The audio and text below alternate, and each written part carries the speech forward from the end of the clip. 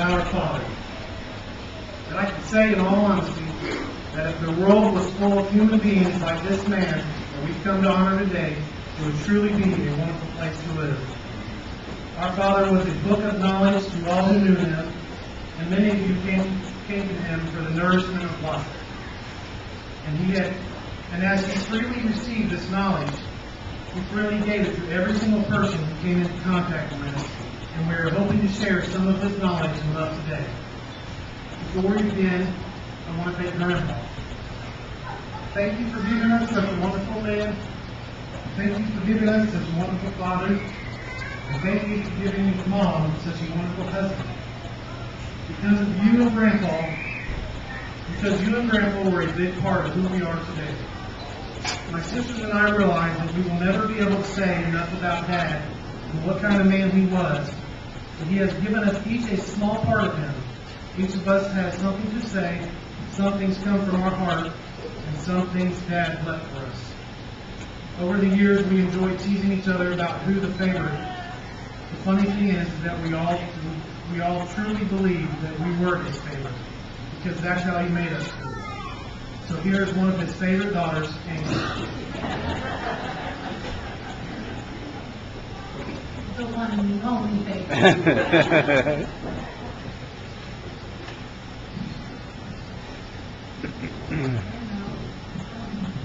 Can you hear me? It needs to be closer.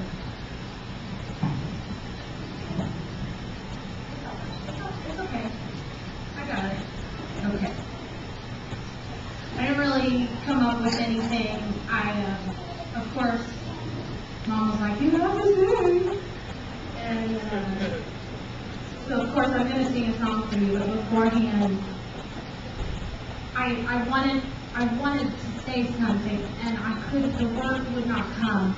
And we've laughed, and we've cried, and we have had these miracles since his death that are absolutely incredible. And the girls called me the other night, and I'm known as the one who takes all the pictures in this family. So there's never any pictures of me and Dad. So they said, Amy, can you look through your pictures and see if you can find something from your wedding? I'm like, oh. So I go home and I get my 20 million photo albums out, and I'm thumbing through them, and I'm finding the greatest pictures ever, but still none of me. But I didn't care. But I got to the very end, and a piece of paper fell out.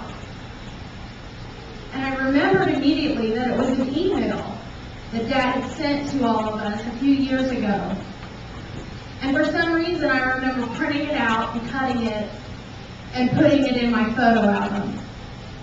But when I pulled it out and I read it, it was as if he had actually written it that very moment and gave it to me. So I'd like to share this first. Nancy, Tammy, Cliff, Mindy, and Amy, and of course all of your families. You are my love and my life.